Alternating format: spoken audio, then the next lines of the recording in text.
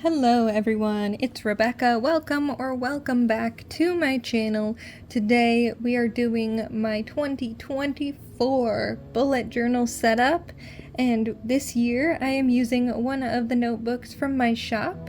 This is the Gamer Cat one, and it is 192 grid pages. It's a leatherette notebook with a little pocket in the back, and it does come with a little ribbon bookmark, so I'm super excited to be using one of my own notebooks for the first time. So if you are interested, those are available in my Etsy shop. But without further ado, let's get into it. So I am starting with the quintessential bullet journal setup page, and that is the dog grid cheat sheet.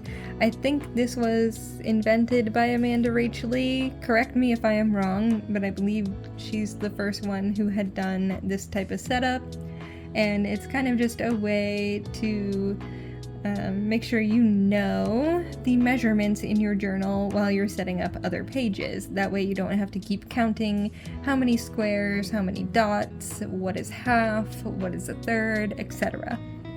So I have just done kind of the common ones I use, and now I am moving on to the future log. This is another probably must-have as far as bullet journal setup for the year goes, and this is just a spot where you can write any events that are going to be happening throughout the year that you know of.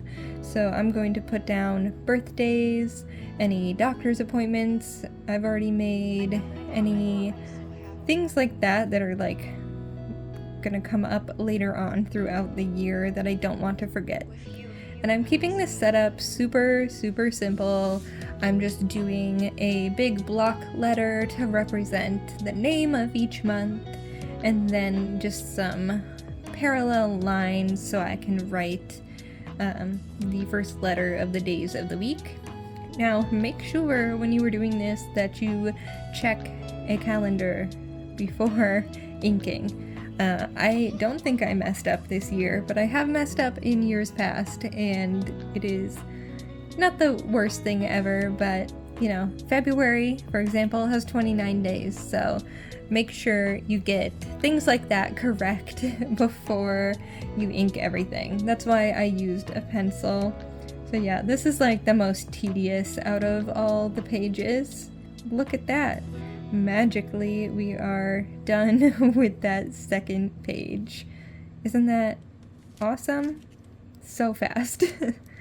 Now moving on to goals. This is another super common page. This year I have kind of set it up in a way to go with a workbook that I purchased. So Justolina, who also makes videos here on YouTube, created a life reset workbook. So I bought the digital version from her Justolina shop, and I kind of based this around that. I will be going through her for full workbook on my own, but I wanted to have like a yearly kind of thing to refer back to as well. Her workbook goes through 90 days, and then you're meant to kind of like reassess and kind of start over. So it kind of has you separate things into different categories and like do a rating as to where you are at the start, and then, you know, reassess after 30 days, after another 30 days, and then a final 30-day period. But this I'm going to use for the year to look at different aspects of life like mental health, finances, experiences, just personal growth, all these different categories at life that you could have different goals for. I know I usually just make like a big list of goals, but I'm hoping that separating them and kind of rating these categories makes it easier for me to like attain my goals and reflect back on like what I'm doing and what still needs to be done. So that's kind of the gist of these two pages. They were pretty easy to set up other than the circle, which I did use a compass for, but I couldn't get those inner circles very close, but that's okay. It turned out pretty good in my opinion. So yeah, I just made 9 blocks for 9 different areas, and then 8 in the circle, because I really only have 8, but I left an other just in case I think of something else. And then after this, we're going to move on to some tracker style pages. Yours would probably be different than what I am looking to track, but one of the biggest things for me this next year is like Etsy and social media type things. So I wanted to have a page to keep track of my monthly sales and profits. So I just made a box for each month, and so far I've only written the names of the month in there, and I've left space to write down those other numbers once they are ready to go. And then on the page next to it, I have space to write ideas for things like Etsy, YouTube, and TikTok. Probably also for things like my coffee page, which I have not utilized very much. However, I will have a vision board video going up on there, because I have started doing a vision board at the beginning of these yearly notebooks, planners, whatever you want to call them. And this year I thought I would make that its separate video, just because it would be a little bit long to have on its own here. But yeah, working on trackers for... But yeah, working on keeping all my ideas in one place and organized. And the next tracker I have is a social media growth tracker. So I've just listed out all the socials that I use, and I'm going to write the number of followers, subscribers, whatever you want to call them, in the first little bubble for the start of the year. And then at the end of the year, I'll write down where we're at. I kind of wish I had done this past year just out of curiosity. I'm really not all that focused on the numbers, but it would be interesting to see how much I have grown in all these different places. And on the next page, I have things to check out. Last year, I had made this a full 2-page spread on its own, and I ended up not using most of it, so this year we have shrunk it down quite a bit, and we're just going to have this area to write down things to watch, shows, movies, etc., things to play, the different games that I buy on Steam mostly, things to listen to like podcasts or audiobooks, music, anything like that, and books to read, which will mostly be new releases like Attached at the Hip by Christine Riccio. And because I just got engaged in September, I left a 2-page spread for wedding planning checklist, because I know there is going to be a lot to do. And now we're moving into kind of the money section.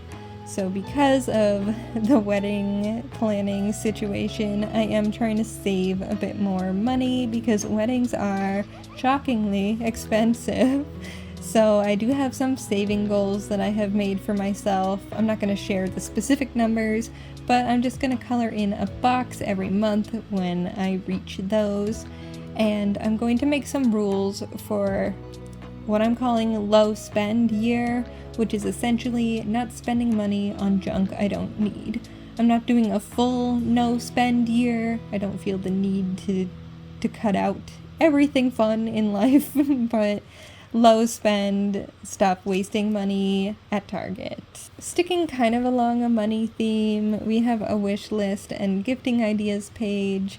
I like having this to write down any ideas I come up with throughout the year for people. Now we have a cleaning schedule and when did I last page. So for cleaning, sometimes I feel like I just can't keep up with everything. So I really wanted to sit down and make a proper schedule of what needs to get done daily, what gets done weekly, monthly, and yearly. That way I can reference it and be less overwhelmed and just be like, oh yeah, not a big deal that, I will wash the sheets weekly, I will make the bed daily, yada yada yada. And then as far as when did I last, I wanted that for things like getting my oil changed in my car and things you don't think about on the daily basis. Now I'm gonna have a 2-page spread for keeping track of reading. I am an avid reader and I bought these super cute stickers from Thumbelina Print. I was thinking about making something like this myself, and then I saw these on Etsy and they were so perfect. Why would I even try to make anything else? So I bought this one that's like a full page setup, and then I bought one that's like a build your own bookcase situation. So I put the full page one on the left side, and then I got to work organizing my little shelves. This was so much fun to put together. I definitely recommend these. They're super cute. And then what's going to happen is I put a little key up at the top that's going to be different colors based on the ratings that I give the books I read throughout the year. I always try to read 52 books, one for each week of the year. So I made sure I had enough little books to do that minimum amount, and if I need to, I'll order some more stickers or even just draw some in. But I did different colors for each rating to keep it cohesive. In the past, I've tried to match the color of the spine to the books, and I've just drawn them, and it hasn't turned out looking the most aesthetic, so we're going for something a bit nicer this year, and I had a lot of fun putting this together. I think it looks super cute. And in the index, I'll just write the page number, and then I'll write the like context of whatever is on that page. So I have, dot grid cheat sheet on page 2, and things to check out on 13, all that stuff. And I think I'll probably use this more so when looking back at the bullet journal and less so for daily use. But here, without final ado, is the final flip through. Like I said, if you want to see me put together this vision board, it is on my Ko-fi page, which I will have linked in the description. And let me know how you are setting up your bullet journals, what types of spreads you're doing, and I will see you in my next video. Bye!